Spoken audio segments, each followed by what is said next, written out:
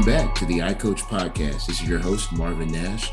I'm joined by a longtime friend, Coach James Vint. Back in 2015, I reached out to Coach Vint through Twitter. I had bought two of his books that he sold regarding pistol run plays and pistol option plays, and I was a young OC trying to figure things out. And just on a whim, I reached out on Twitter. I contacted Coach Vint. And I asked him, could he help me? And he replied back almost immediately saying, I'll do whatever I can to help you be successful. I think that speaks to the character of the man that we have on our show today. So Coach Vint, thank you very much for joining me. I'm honored. I appreciate you inviting me on. I'm looking forward to it. Well, taking us all the way back then, I think you were just coming out of the college ranks, Coach Vint. Can you give a little bit of background of your football knowledge? Well, I grew up, my dad was a coach and played for a Hall of Fame coach in Akron, Iowa. Craig Parkinson was his name. And then I went to College City, Iowa, and played for Hall of Fame coach there, Larry Corver. And ended up transferring, played baseball at Briarcliff University. And when I graduated, I got on the wrong plane and ended up in New York City and spent 8 years in the Bronx. And we had taken over a program that had really struggled. The school as a whole had struggled. School opened in 1939, and they'd never been to the playoffs and never had a winning season. We ended up having some success with great kids, and I worked for a head coach forever. Absolutely poured into me. And then I had a coaching mentor while I was there, a guy named Jerry Campbell. And Jerry's a Texas guy. He was, at that time, the offense coordinator at Westwood in Round Rock for Mike Spradlin was a head coach. And Jerry kind of mentored me. And next thing you know, we had a lot of success. I ended up at the college level as an OC, moved around a little bit at the college level and met my wife, and ended up deciding I was going to marry her and moved down to Lubbock. And I've been coached a few different places and commuted for the last 11 years. Fantastic. I know it's a lot of people see the college ranks as an opening to get back into the high school level and to teach kids and try to help them reach the college level. Can you talk a little bit about your roles in the past as a recruiting coordinator and helping kids find that avenue to get to college? And I kind of fell into it because when we were in the Bronx, like I said, the program hadn't been good. He gives me a shot at young coaches as OC before I was ready. And all of a sudden we had a couple talented kids and we had coaches start to come in. And I start asking them, hey, what do we need to do to help get these guys recruited? And one of the guys that I struck up a friendship with was Chip Kelly, who was coaching at New Hampshire and he came in to recruit. And I asked him, how do I get these guys their name out? How do I help get them recruited? And he was a big help. And then Larry Johnson, who was at Penn State, now he coaches at Penn State. And man, they helped a lot with, here's how you market guys. And of course, it was different then. We sat there with 2 VHS tapes making highlight films, and you're hoping it's not squiggly at the start of the play. You left enough leader. And, but those guys really poured into me and helped me learn what needed to be done. And then it helped a lot when I went to the college level, because when college coaches come in to recruit, I think as high school coaches, I admired them and I asked questions and always would take advantage. Like one time, the head David Diaz, who I work for, he got mad at me because Kyle Flood came in to recruit. And I think Kyle might have been at Delaware at the time. All right. Now he's the Texas O-line coach, but I think he might have been at Delaware. He was young, and Kyle Flood comes in and really smart coach. He's a couple of our guys, and he leaves, and Coach Diaz says, hey, what was that? And I go, what do you mean? I gave him all the information he needed. He said, no, you didn't get him on the board. And that was one of the things that he told us was, when a college coach comes in, you ask questions, get them on the board and take notes, learn football. So when I went and got a chance at the college level, I kind of looked at guys like Kyle Flood and Chip Kelly and the really good recruiters at the time, Ryan Vanderlind, and these guys that were really good, and said, how did they recruit? And then you see some other guys that maybe didn't do it as well. What made them special? And so I was able to take that. And then, of course, being on the other side now, when I got back into high school coaching, after being the evaluator and seeing that other side, it opened my eyes to some things that I didn't understand. And now I have a bedrock of knowledge to give our players. So, because there's times as a high school, this as a recruiting coordinator, there's some frustrating things. But now I kind of understand why some of those frustrating things happen. And then I also know why some of them shouldn't happen. Hmm. Hmm. So, hey, why can't, and we talk, we had a bunch of that little group that we're a part of, and so much great information being shared. And guys say, why did this college coach do this? I don't know. I don't last week that didn't have pens. They didn't have a card, they didn't have literature, they didn't have a pen. Wow. I as an OC, I had two rules. Uh, just two simple things that not non-negotiables. Got to have a pen, always got to have a pen, and you got to have a whistle. Any practice plan, so really three, but you got to have that's what you got to have, and then bring the juice and coach your guys. But if you don't have a pen, how can you write something down? You're going to forget. If you don't have your practice plan, you're going to be on period 6 when we're on period 8. That's pretty simple. And if you don't have a whistle, how we get mad at guy. Hey, how come you're not blocking through the whistle? Because you're not blowing a whistle during the drill. Yes, sir. Have your whistle. So little things, but I think just being able to go through that experience, see both sides of it, and then come full circle back to the high school level, I think it's really helped a lot. And I don't have all the answers, and that's why I lean on guys like you and Eston Owens and those guys, Chad Johnson. I lean on those guys to fill in those gaps, because we've got some great coaches in Texas. Absolutely. Absolutely, coach. Oh, well, that's one thing I noticed when I first got into the profession, is that we have great coaches in Texas and great coaches that are willing to help each other be great in Texas. There's almost like no competition. We all want to see each other be successful, unless we're lining up against each other on a Friday night, But other than that, we want to help each other out. And I think that was part of the intro I gave for you. That was one of the big things I learned about you, is that you were looking to help others. Can you tell me this? What inspired you to start writing books on scheme to help other coaches be successful? It all happened by accident. Um, we went to the first clinic. I went to some clinics with my dad when I was a kid, but the first clinic I went to as a coach was in Atlantic City, New Jersey. The Chris Coughlin, who owns Glazier Clinics, owned what's called mega clinics at the time. So we go, we're watching all these guys speak, and I'm taking notes, and it's awesome, and it's just football. That's all it is, and it's unbelievable. And I want to go to more clinics, but I couldn't afford to go, and we didn't have the budget to pay. So we've got one. Our school paid for one. And Glazier said, or not Glazier, Mega Clinic allowed you could be a volunteer. So I signed up to be a clinic volunteer. Hey, great, come to Baltimore. So I get to go to Baltimore and be a volunteer. So now I'm going to Atlantic City and Baltimore. Card, you may not get to see all the speakers you want to see, but you get to go to the clinic. You get a free hotel room. All you're basically paying for some of your meals. And the thing is, the guys working in the clinic are all great coaches. A guy named Dave Riley, who's retired athletic director from Willingboro, New Jersey, and a legendary coach, played in the USFL, played at West Virginia, one of the best men you'll ever meet. David kind of ran the crew for those clinics. He was the director of all those East Coast clinics. David gets me going to Boston and Springfield. And well, I always bring my tapes, because we talk football in the reality room, and we're all up there talking ball after the speakers are done. So I bring my tapes. We're talking mid option. Well, lo and behold, the clinic speaker doesn't show up. He's talking about midline. Chris Coughlin comes up. Hey, Vint, you got your tapes? Yes, sir. Why don't you get in there? And I was begging. Hey, let me speak. He's like, got your shot. He said, I'm not going to pay you, but I'll get you dinner tonight. But go in. So I get to go in and fill in for a speaker from Air Force who couldn't make it because of a flight issue. And I'm talking midline option. And I got to speak at some clinics. And then Coach's Choice approached me about doing some videos. And we do some videos. They treat you first class. Dr. Jim Peterson flies you out to Monterey, California, where his studios are, and pays for your trip. And you film your videos, and it's really well done. And then Dr. Peterson says, now, I'd love you to write a book. And I said, Dr. Peterson, I don't know if I could do that. And it took 2 years to write the first book and 15 days to write. I had the format down. But that's kind of how it started. Was Dr. Peterson said, hey, I think this would be something good.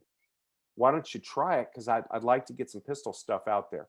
So I wrote, I'm going to tell you right now, thank goodness there's editors, because it's terrible. It was awful. They sent it back to me with like literally every page, the whole thing in red. I think they just took red across, bad grammar. But but it was a lot of fun, and that was really the deal. I told you my mentor Jerry had written a couple books on offensive line play and option football. He taught me so much football, poured into me. But that's what Jerry said is, hey, if you ever have an opportunity, always give back. He said people poured into me because I asked him, I'm like, why do you spit? You answer every call. If I text you, you text me. If I email you, you email me. He said, because people poured into me, I'm going to pour into you. And then I want you to pour into others. And he said, that's really important. And he said, it's okay if you don't know the answer, but always be there for people. Tell them, hey, but he said, if someone asks you a question, you know the answer. He said, share. So be willing to share. And I think that's important as coaches. And that's kind of how it started with writing those books, was just Dr. Peterson giving me the opportunity. They edited the books to make me sound a little smarter than I am. And it was an opportunity to share. At that time, not many people were in the pistol.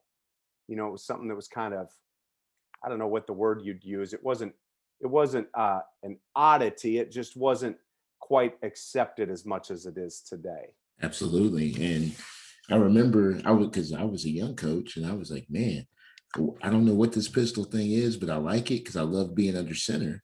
And so when I saw the book, I was like, okay, this looks really interesting. I'm just going to go out on the limb and order it. And, I don't know how many years later now, even in this current offense that I'm in, I still find myself referring to your books to see some different nuances to add to wrinkles in our offense. And I just think it's remarkable that you put all of that information out there for everyone, and that you're willing to, help anyone for free. I think if anyone asks you questions via Twitter, ask questions about scheme, you're always willing to help, and that speaks to your mentors and what they poured into you. I think it's important. I think it really is, and something I always tell guys too. I tell young coaches, don't be afraid to coach the other side of the ball for your development. That is something that I think a lot of guys get themselves locked into. I'm an offense, or I'm a secondary coach. Now be a ball coach. Be a ball coach and because when I was talking about my career, I got really lucky. I was the OC at Columbus High School, and we had success. We were gaining yards and scoring points, and we went through a couple of DCs, every year, new DC. And I remember we had won a game. I think we had won 62-49 or something. I mean, it was, and I'm in the office for an hour on Saturday, and the DC gave up 500 yards and nothing gets said. So I said, the head coach, like, hey, I'm interviewing another DC candidate. And this is before the 05 season. And I was like, listen, how about this, Dave? I said, because we coached both sides of the ball there. So I coached our secondary guys, and then was our OC and coached quarterbacks on offense. I said, how about if I take the defense? I'll coach quarterbacks and I'll take the defense. And you're an offensive guy anyway. You take the offense. I want that guy's job. If I can give up 49 and not here, let's do. Not really, but I was like, look, I'll take the defense. So I ended up being our DC in 05, and really, really enjoyed it.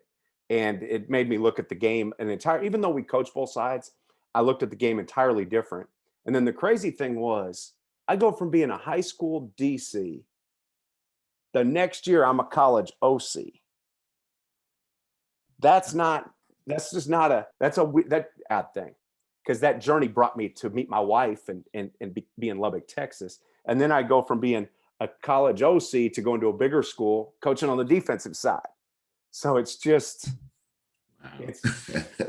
it's crazy how that works. But each one of those steps helps you to be, every coach needs to be as well-rounded as you can be. And it's great to be an expert at one thing, but if you have aspirations to be a coordinator, to be a head coach, I think having a variety of experience is, for young coaches especially, doing a year of junior high football. I think every coach needs to show a 7th grade B team kid how to put a girdle and shoulder pads on. Mm-hmm. And I think, and learn how to paint fields. That's important. Mm-hmm. Not that you have to do it as much today, and then the second thing is coaching both sides of the ball. I just think having that little bit of experience, I think that's a great developmental thing. I know it helped me a lot. Mm-hmm. I agree, Coach. I was a defensive player in high school, defensive player in college. And if you had told me 20 some odd years later I'd be an offensive coordinator, I would have said, you're crazy. I don't understand that stuff. But it made me a better offensive coach. I was a skill guy for the most part. Well, I had to coach offensive line at one point. That made me a better coach. So I'm with you 100% there. Mhm. And then the junior high thing is another thing that gets skipped over these days, I think. But there's something humbling about coaching a seventh grade C teamer or going 0 and 10, but the kids are playing as hard as they possibly can for you. But it just makes you a better teacher, I think, too. And that's important. To be a good coach, you've got to be a great teacher.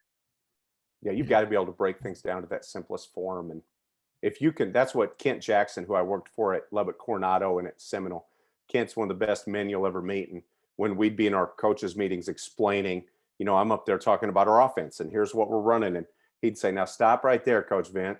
I need you to teach everybody here how to teach it to a seventh grade B teamer. If we can't teach a seventh grade B teamer, we're not going to run it. Yes, sir. All right. And this is how we're going to do this drill. So if a seventh grade B teamer can do it, our program can do it. And he did think that was important. I think you hit the nail on the head about being a teacher.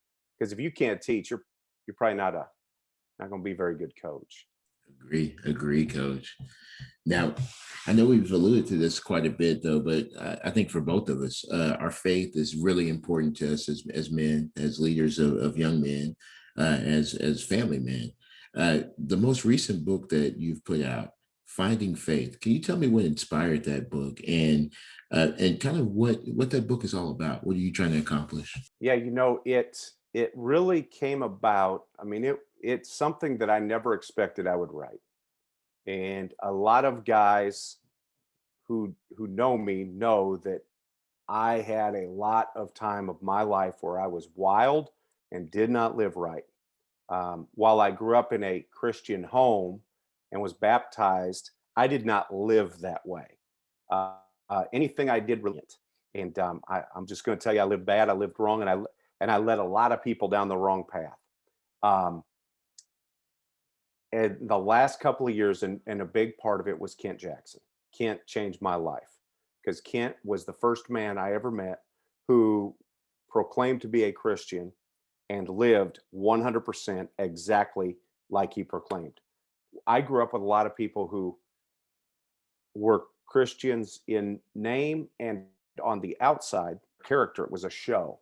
And Kent was a real man, and he sat me down and heart to heart, man to man, discipled me and encouraged me. And while I didn't always reflect what he was teaching, I was catching all of it. More's caught than taught.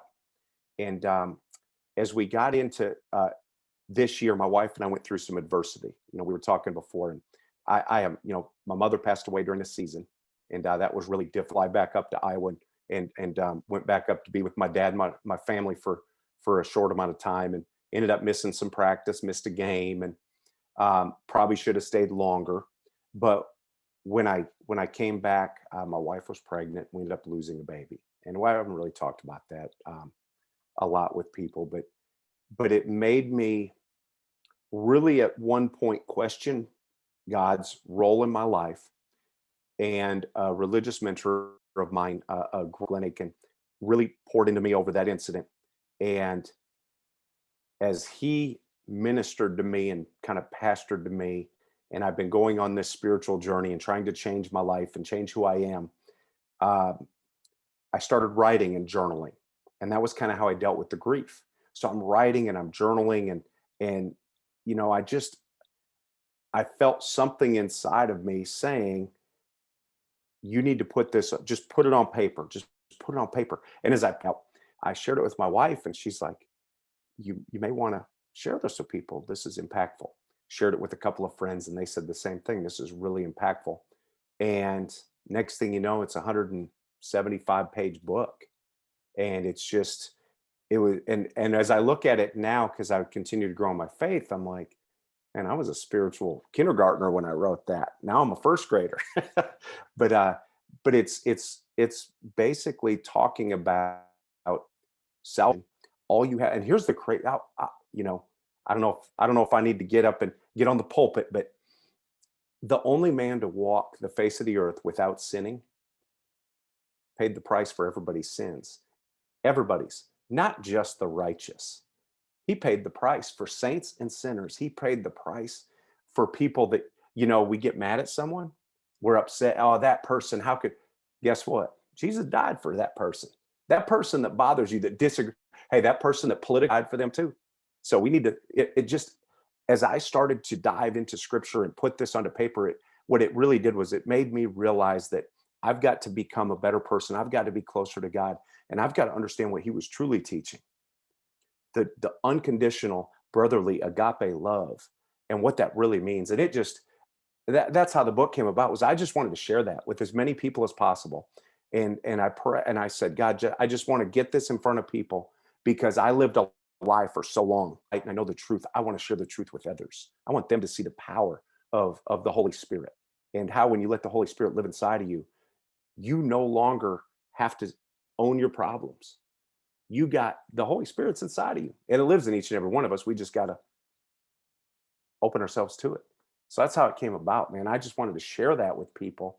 And again, I'm broken. That's what being a Christian means, is I'm broken. I can't do it alone. I'm a sinner. I need help, buddy, because I'm gonna make mistakes. I'm a king of sinners. All right. I do know that I'm saved. Absolutely, absolutely. That spoke to me completely right there, because we are all struggling and fighting these battles that a lot of people have no idea about. And we talk quite often, and I had no idea that you were going through those trials at that time.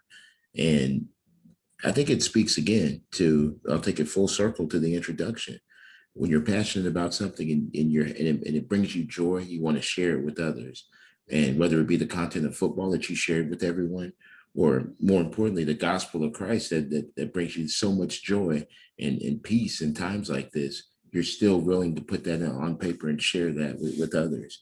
And there's something to be said about someone who's able to go through something that you've gone through, and be able to not only just talk about it now on the podcast, but to be able to write an entire book about it and talk about the faith that makes us strong. So I really appreciate that, Coach Vint. Well, and I think, and we talk about football and everything, but I think the most important thing, and something that affects us as coaches, you see a lot of guys that burn out and things like that. And I think we all face fatigue. You have a long season, especially when things don't go well. You face like a certain level of fatigue. But I think what that really comes from is, why do we coach? Do we coach to win games, or do we coach with the purpose of making an impact on young people, all to help them to learn responsibility and accountability and unconditional love and trust, and all those things that they're going to need to be great dads and husbands. And when we keep our eye on our purpose, the win-loss record doesn't affect you. The nothing really can get in the way of that. When we lose our purpose, that's when we start to get torn up inside. And I think I've gone through that a few different times in my career, where I felt like I'm not serving my purpose right now, because I'm emphasizing wins. I'm chasing yards. We're chasing, instead of chasing the opportunity to help young men to grow and become better people. I agree wholeheartedly right there. Uh, I think there's so much to be said for, you know, our profession, because I mean, what's highlighted, the wins and the losses, and there are some just amazing coaches that have coached some losing teams, but they're amazing because of the young men that they've produced, the lives they've changed, the selflessness that they've showed. And it gets passed over, but as long as that is our focus, and we understand what our purpose is and what our why is, we continue to make a difference. And coach, that's what you've done. That's what, coaches like myself, I know that's my purpose every time. I don't know if I fulfill it every time, but that's always the goal whenever I take a job, is to make it better than when I left it, and to be who I needed when I was younger. And as long as we can keep the profession about that, I think we can continue to grow it, and in turn grow the gospel. So, Coach Vint, gosh, this is probably one of the more powerful podcasts that I've put out in this season. I really appreciate you sharing not only your journey, your coaching journey, but also your spiritual journey with us. And it's ever changing, and it's every day. Hmm. And that's what it's all about, is your journey. It's not really about the destination, because once you get somewhere, you need a new destination to go to. Yes. But I think, but I appreciate you, letting me come on and visit with you. And I do profession in the world. Anytime we're working in education, we have a chance to impact kids. And not only that, we're going to impact kids and they're going to go out and impact people. So it's kind of a generational impact. And I think that's it's something that is so much bigger than, like you said, the wins and losses. But the key is, if you coach with a purpose and you build that unconditional love and you build men of character, you will win more games. So that's kind of the trade-off that goes with it. And if you don't do those things, then you're probably not going to have as much success. You know, if we make an impact on kids and we can help them to grow into men, man, that's what it's about. Because that's what they're going to call us about. Mm-hmm. They're not going to call us and say, "Hey, coach, thanks for teaching me how to double team block. Thanks for teaching me how to get hip to hip on that combo. Hey, coach, thanks for teaching me, you know, how to offhand jam in press coverage." They're going to say, "Hey, coach, I remember that story that you told when I lost my sister in that accident, and how you helped me get through that. You know, when I didn't have a place to stay or food on the table, and you were willing to help my family, you know, things like that. Or when you believed in me when no one else would." You know what I learned? I got to share this real quick. Mm-hmm. Cedric Benson, right? Mm-hmm. Who recently passed, but Cedric, obviously one of the best running backs ever in Texas high school football. John Parchman, who was the head coach of Midland Lee when Cedric was in high school, he spoke at our Lubbock ISD coaches deal last year. Cedric Benson was a center. Mm-hmm. He was and what John Parchman was talking about was, for those of you guys that coach middle school football, understand that kid that's not very athletic, that's undersized, that can't tie his shoes, that, you know, has 2 left feet, doesn't know how to move yet, you better make him love football. Because if Cedric Benson's 7th grade coaches treated him based on his ability to play high school football, he'd have quit. But because his coaches loved him, poured into him, he was still around when his athletic ability caught up. And I think that's something to think about, is we got to coach kids for who we see that they can be, not for where they are right now. Because when you look at him, if you see the kid right now, that's who you're going to coach. Well, I don't want to coach him to be where he is right now. Let's look at where he's going to be in the future, and the best possible future. He may not get there, but let's be the ones that give him hope and encouragement and see that in him. Maybe we can light that fire to get that kid to become the best they could be. Man, that is incredible. I had no idea. I had no clue about that story. That is incredible. And that just speaks to everything that we're about. Help kids see what they can be and not where they are right now. And as you're an adult, and if you take the wrong path and make some wrong choices, see where you can be instead of where you're stuck at right now. Gosh, that's, again, another powerful, powerful gem that you just dropped right there, Coach Vint. Give Coach Parchman all the credit on that one. Yes, sir. But you're paying it forward. I appreciate that. Now, Coach Vint, I know there is a ton of content out there. Myself, I bought the books right from Amazon, had them delivered right to my house with Amazon Prime. But can you just leave on the podcast where our listeners can tap into your content and learn more about the pistol, and also find your book, Finding Faith? The book Finding Faith on Amazon is a paperback, and it's available in a day or two. And then, of course, I've got some videos with Coach's Choice, some DVDs, and did a couple things on CoachTube. I'm actually working on a course right now that I'm going to put out, and it's on coaching for impact. I'm really excited for that, because that's where, really where I think there's a lot of content out there. If you want to find stuff on the air raid or the pistol or offensive line play or anything like that, but I want to put something out to help coaches, players, and I want it to be something that gets them excited about our profession. So I'm working on that. And then I've got a blog, coachvint.blogspot.com. And I get on there and if something is, hey, I need to write about that, I'm gonna write. And sometimes there's some typos, every once in a while the grammar police come out, but I try to double check, but I try to put good stuff out there that coaches can look at and help guys to be able to build their program, help guys be able to impact kids, because that's what it's really about. And then there's some, of course, Twitter at Coach Vint. We talk a lot of football, and if guys ever need anything, have questions, if there's ever, I don't know a whole lot. I really just enjoy talking football and have a passion for it. But if there's anything that I can do and a guy has a question, they can email me at coachvint at gmail.com. And I always try to reach out and get back to guys as quick as I can. Every once in a while, I miss an email or I miss a DM, and I hate when that happens. But if I don't get back to you, just shoot me another one, because I've at times and I may have just got my head somewhere else and didn't get back to you quick enough. Yes, sir. Yes, sir. And I can attest to that. You will reply to everyone and try to help in any way you can. Well, Coach Vint, again, thank you very much for joining the iCoach podcast, and just continue doing what you're doing. The best of luck to you, Coach. Thank you. I appreciate it, and I appreciate all you're doing with this podcast and everything you're doing to help coaches and kids. Thank you, Coach. Thank you, Coach. Good evening.